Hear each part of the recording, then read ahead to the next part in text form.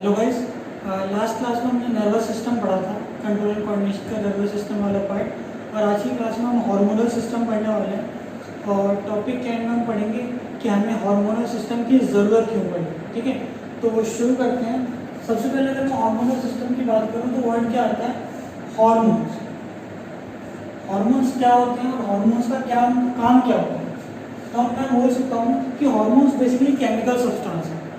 Hormones के chemical substance हैं जो कंट्रोल और कोऑर्डिनेशन में हेल्प करते हैं और हमारी ग्रोथ में भी क्या करते हैं? हेल्प करते हैं। याद रहेगा, आपसे अगर कोई पूछता है कि हार्मोन्स क्या, तो क्या बोलोगे? They are chemical substances that helps in various activities as well as helps in growth. याद रहेगा। तो हम दो चीजें बोल सकते हैं हार्मोन्स के बारे में। पहला ये, they are chemical substances which help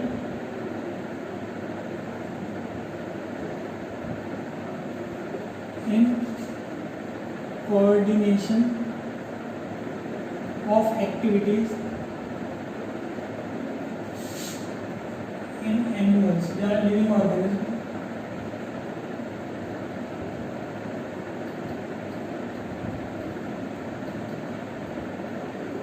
as well as their growth.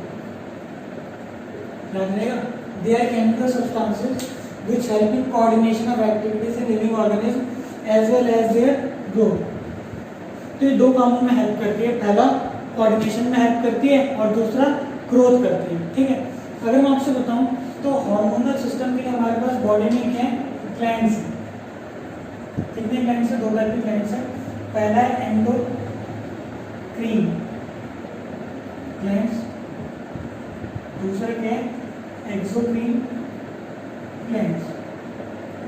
ठीक है, तो हमारे पास कितने टाइप के ग्लैंड्स है? दो ग्लैंड्स है। पहले एंडोक्रीन ग्लैंड्स, एंडोक्रीन ग्लैंड्स, और दूसरा क्या है? एक्सोक्रीन ग्लैंड्स। ठीक है, अगर मैं बात करूं एंडोक्रीन ग्लैंड्स की तो मैं बोल सकता हूं दे आर डक्टलेस। तो डक्टलेस ग्लैंड्स को हम क्या बोलते हैं? Endocrine glands. ऐसे ग्लैंड जिनके पास डक्ट या थैली जैसी चीज नहीं होती, दे आर कॉल्ड डक्टलेस और endocrine glands. They have ducts. तो जिसमें डक्ट है वो एक्सोक्रीन और जिसमें डक्ट नहीं है वो क्या कहलाते हैं? एंडोक्रीन। फिलहाल इस साल हमें सिर्फ और सिर्फ एंडोक्रीन ग्लैंड्स के बारे में पढ़ना है। क्लियर है? तो दो तीन बातें मैंने बताया, आपको समझ में आ गई। हार्मोन्स के केमिकल सब्सटेंस हैं जो कंट्रोल एंड कोऑर्डिनेशन में हेल्प करते हैं और बहुत सारी एक्टिविटीज में भी क्या करते हैं? हेल्प करते हैं। फिर मैंने बताया ग्लैंड। ग्लैंड वो चीज़ है जहाँ से हार्मोन सीक्रेट होता है, यहाँ से हार्मोन सीक्रेट होता है, यहाँ पर हार्मोन पाया जाता है। ग्लैंड हमारे पास कितने टाइप के? दो टाइप के, एंडोक्रीन और एक्सोक्रीन। जिन ग्लैंड में डक्ट नहीं होता वो एंडोक्रीन कहलाते हैं, जिनमें डक्ट होता है वो एक्सोक्रीन कहलाते हैं। इस साल हमारे सिलेबस में कौन से ग्लैंड है? सिर्फ एंडोक्रीन ग्लैंड्स है। क्लियर है? तो हम एंडोक्रीन ग्लैंड्स शुरू करते हैं। तो अगर मैं बात करूं सबसे पहले ग्लैंड की, तो सबसे पहला जो ग्लैंड है वो आपके सिलेबस में नहीं है, मैंने कल भी बता दिया, वो है हाइपोथैलेमस।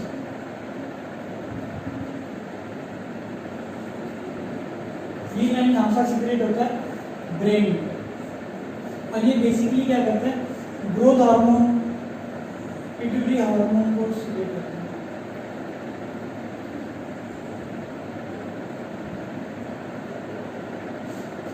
हाइपोथैलेमस ग्लैंड जो है वो ब्रेन में है और हाइपोथैलेमस ग्लैंड क्या करता है? बेसिकली पिट्यूटरी हार्मोन को कंट्रोल करता है। पिट्यूटरी ग्लैंड के हार्मोन्स वगैरह को क्या करता है?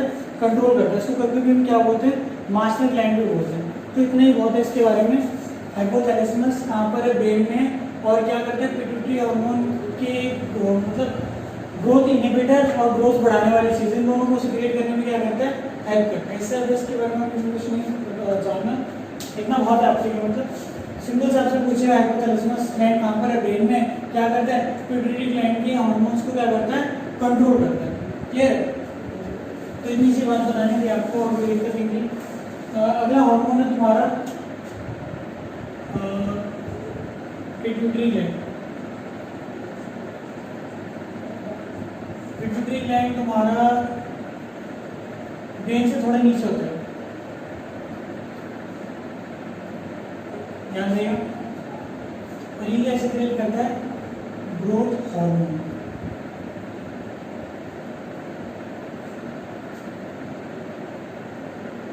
ध्यान से सुनना, pituitary gland growth hormone carry करता है। कहाँ पर होता है? ब्रेन से जस्ट नीचे होता है, ठीक है। और इसका काम क्या है? ग्रोथ हार्मोन सिक्रेट करना। अब ग्रोथ हार्मोन हमारी ग्रोथ डिसाइड करती है। आपने देखा होगा ना, कुछ लोग ऐसे होते हैं जो आपको यूँ करके देखते हैं, कुछ लोग ऐसे होते हैं जो आपको यूँ करके देखते हैं। तो अलग अलग बंदे की हाइट क्या होती है? अलग अलग होती है। तो ये किससे डिपेंडेंट है? ये डिपेंडेंट है ग्रोथ हार्मोन पे। तो ग्रोथ हार्मोन बेसिकली हमारी किस चीज़ को कंट्रोल करता है? ग्रोथ को कंट्रोल करता है। अगर किसी के शरीर में ग्रोथ हार्मोन ज़्यादा बन जाए तो वो दानव हो जाएगा। जेजेंटेज्म कहते हैं उसको, जेजेंटेज्म मतलब बहुत ज़्यादा लंबा। अगर किसी के शरीर में ग्रोथ हार्मोन कम है तो छोटा रहता है। इस चीज़ को हम क्या बोलते हैं? ड्वार्फिज्म। तो याद रहेगा, जेजेंटेज्म और ड्वार्फिज्म ये दोनों की दोनों किस हार्मोन से रिलेटेड है? ग्रोथ हार्मोन से रिलेटेड है।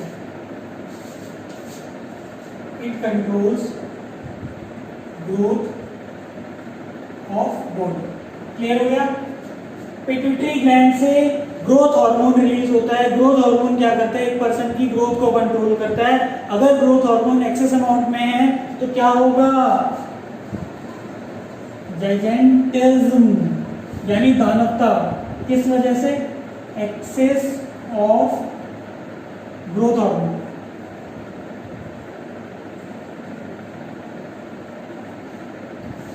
और अगर किसी के शरीर में ग्रोथ हार्मोन की कमी तो क्या होगा?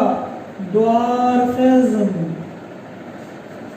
किस वजह से होगा? Less growth hormone. याद रहेगा। तो दो बातें आपको याद रखनी है। पहले तो पिट्यूटरी ग्लैंड कौन सा हार्मोन सिक्रेट करता है और उस हार्मोन से क्या होता है। तो ये दोनों बातें मैंने यहाँ पे लिख रखी है। एक बार चलिए इसको नोट डाउन कर लो, फिर हम आगे बढ़ते हैं कि ग्रोथ हार्मोन का और क्या क्या होता है, क्यों होता है। तो बेसिक सी बातें जो आपको पता होनी चाहिए कि कब जेजेंटिज्म यानी दानवता होती है और कब ड्वार्फिज्म यानी बौनापन होता है। बेसिकली दोनों चीजें हम अपने आप कंट्रोल नहीं करते, हमारी बॉडी में अपने आप होता है। तो कोई अगर बौना है या कोई लंबा है तो दोनों ही खराब है। एक इंसान ज़्यादा लंबा भी नहीं होना चाहिए, ज़्यादा छोटा भी नहीं होना चाहिए, ठीक है। यार तो मेरी हाइट पर तक पहुँचना है, जो भी है। तो आई गेस आपको ये चीज़ समझ में आ गई होगी, ठीक है। तो अगला हार्मोन है तुम्हारा थायरॉक्सिन। अगला है तुम्हारा थायराइड ग्लैंड।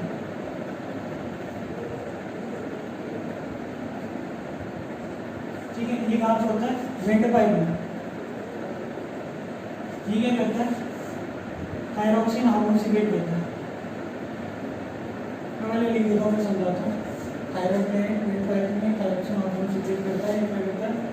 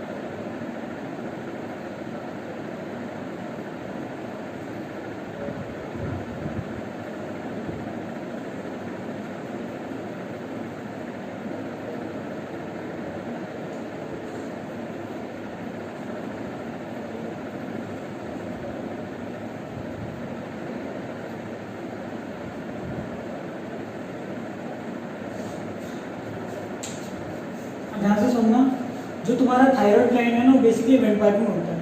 थायराइड ग्लैंड कहाँ पर होता है? विंड पाइप में होता है। क्या चीज़ सिक्रेट करता है? थायरॉक्सिन हार्मोन सिक्रेट करता है। थायरॉक्सिन हार्मोन क्या करता है? हमारे शरीर में कार्बोहाइड्रेट, प्रोटीन और फैट के अमाउंट को कंट्रोल करता है। मतलब जो भी चीज़ ज़्यादा उसको कम कर देगा, जो भी चीज़ कम उसको क्या कर देगा? ज़्यादा कर देगा, एज पर द नेम, ठीक है। अगर किसी के शरीर में थायरॉक्सिन हार्मोन कमी होगी तो उसको थायराइड की बीमारी हो जाती है, ठीक है। अभी थायराइड की बीमारी भी दो टाइप की है, मुझे एग्जैक्टली आइडिया नहीं है। कुछ लोग बहुत मोटे से हो जाते हैं, कुछ लोग बहुत कमज़ोर से हो जाते हैं। दोनों की दोनों ही थायराइड की बीमारी है, ठीक है। तो thyroid gland thyroxine hormone secrete करता है, विंडपाइप से निकलता है, मतलब विंडपाइप में होता है, क्या करता है कार्बोहाइड्रेट प्रोटीन और फैट के अमाउंट को कंट्रोल करता है। नेक्स्ट इज क्या कि आयोडीन बहुत जरूरी है, थायरोक्सिन हार्मोन सीक्रेट होने के लिए आयोडीन बहुत जरूरी है।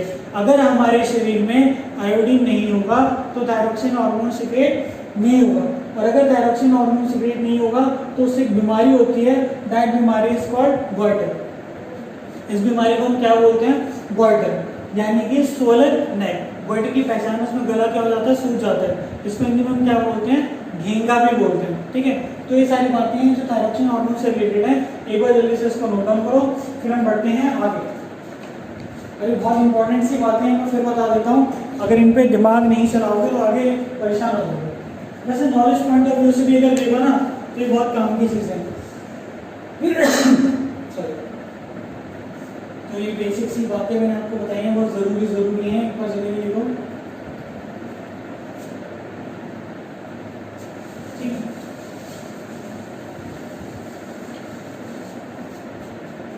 नेक्स्ट है पैनक्रियाज।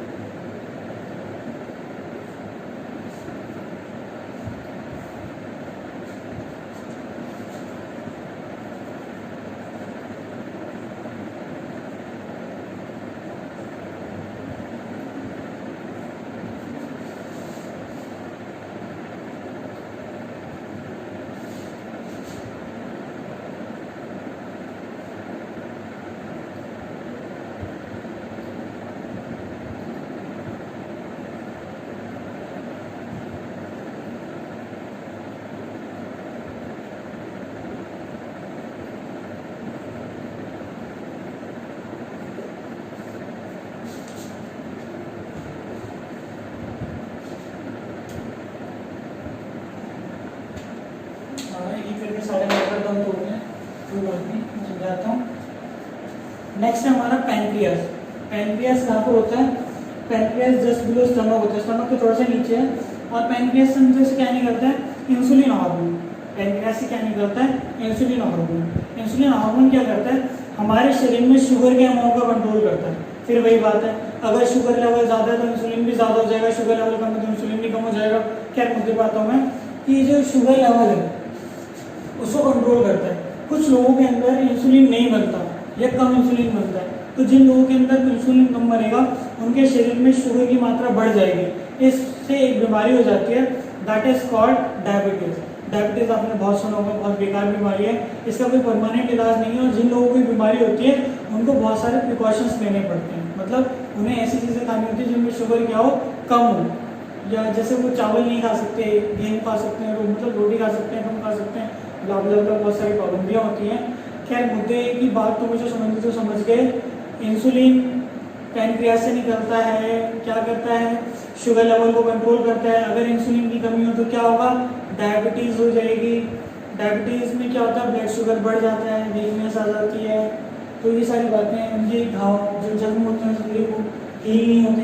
तो ये सारी बातें पैनक्रियास के बारे में एक बार इसको जल्दी लिख लो, तो फिर हम आगे बढ़ते हैं। पैनक्रियास से क्या हुआ, क्यों हुआ, कैसे हुआ। बहुत छोटी छोटी सी बातें हैं जो बहुत इम्पोर्टेंट हैं। और एग्जामिनेशन पॉइंट ऑफ व्यू से एग्जाम में आपसे पूछ लेगा कि अगर शरीर में इंसुलिन नहीं बन रहा तो वहाँ से बीमारी हो सकती है। तो अगर आपको पता हुआ कि डायबिटीज़ हो सकती है तो ही आप बता पाओगे कि डायबिटीज़ होगी। ठीक है, तो बेसिक सी बातें हैं जो समझ जाओ तो हमारी ज़िंदगी मस्त हो जाएगी, मतलब एकदम आसान हो जाएगा एग्जाम को आगे लिख देना। अगला है एड्रिनल या एड्रिनल ग्लैंड,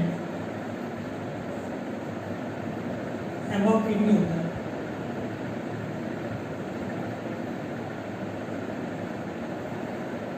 अगला एड्रिनल ग्लैंड, ये किडनी के टॉप पे पाया जाता है। इससे हार्मोन क्या निकलता है? एड्रिनल। और इसे हम कभी कभी बोलते हैं इमरजेंसी हार्मोन।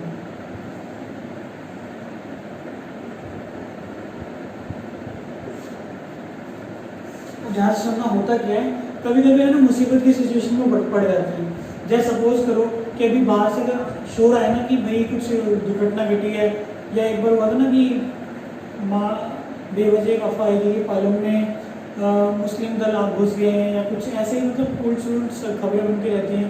कुछ भी ऐसा पैनिक से खबर आ जाए तो क्या होगा, हम लोगों की हार्ट बीट तेज हो जाती है। तो वो इस हार्मोन का किया करा है, ठीक है। इसे हम इमरजेंसी हार्मोन बोलते हैं।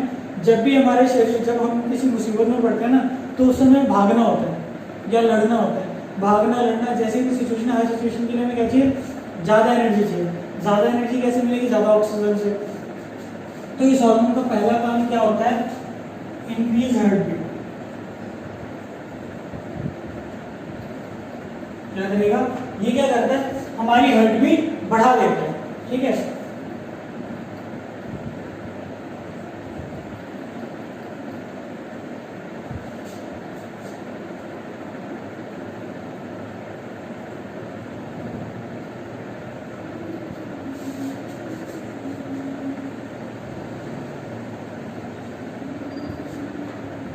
increases heartbeat, bring blood from skin and all parts to skeletal muscles, ठीक है।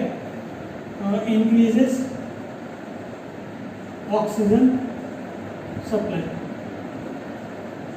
बस इतना ही याद रखना है, याद रहेगा।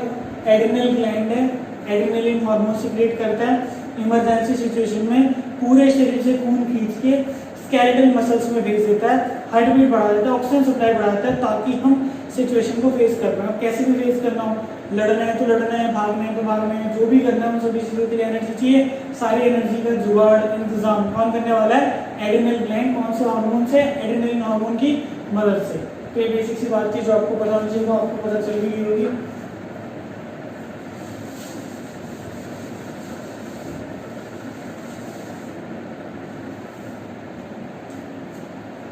अगला तुम्हारा टेस्टिस, और ये कौन सा हार्मोन सीक्रेट करता है, टेस्टेरोस्टेरोन। अब इसके दो काम में ज़्यादा डिटेल में हम इसके बारे में पढ़ने वाले हैं। पहले तो ये मेल सेक्स हार्मोन्स को डेवलप करता है,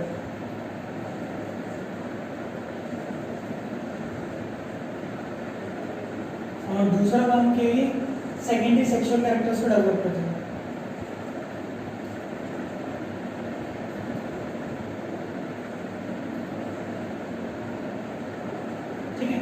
तो टेस्टिस टेस्टेरोस्टेरोन सीक्रेट करता है, इसके दो काम है। पहला काम है मेल सेक्स हार्मोन्स को डेवलप करता है, और दूसरा काम है सेकेंडरी सेक्सुअल कैरेक्टर्स को डेवलप करता है। तो बेसिक सी बात जो आपको पता चल गई होगी। ऐसे ही अगर मैं बात करता हूँ ओवरीज की, तो ओवरीज में भी, ओवरीज में बेसिकली दो हार्मोन सीक्रेट होते हैं। पहला है एस्ट्रोजन, अगला है प्रोजेस्टेरोन। तो जो ओवरीज है उनमें दो हार्मोन सीक्रेट होती है, पहला है एस्ट्रोजन, दूसरा क्या, प्रोजेस्टेरोन। तो ये क्या करता है, फीमेल सेक्स ऑर्गन्स की डेवलपमेंट करता है और सेकेंडरी सेक्सुअल कैरेक्टर्स को डेवलप करता है। अगर मैं प्रोजेस्टेरोन की बात करूं तो ये मेंस्ट्रुएशन के इवेंट्स को संभालता है, कंट्रोल करता है।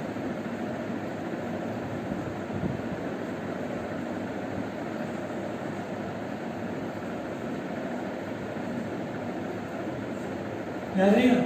तो ये बेसिक सी बात थी, ये सारे हमारे हार्मोन्स थे जो मैंने आपको एक करके बताया। और इन सब के बाद एक बेसिक सी चीज़ आपको पता होनी चाहिए, वो है feedback mechanism.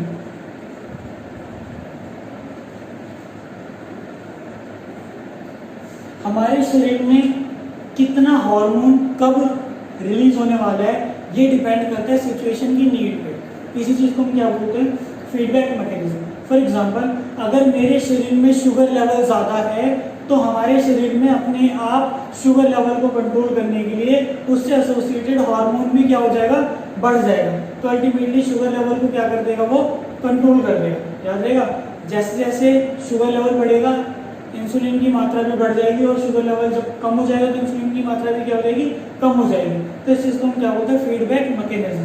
That is amount और टाइमिंग डिपेंड करती है सिचुएशन पे। As per the situation hormone का अमाउंट डिसाइड होगा। तो this is called feedback mechanism. ठीक है, तो आज की क्लास में इतना ही, मिलता है कि क्लास में। तब तक के लिए आपका होमवर्क है, यहाँ तक सारा नोट्स बनाएंगे और जो भी चीज़ समझ में नहीं आई तो आप मेरे से पूछ सकते हैं। ठीक है। मिलते हैं क्लास में।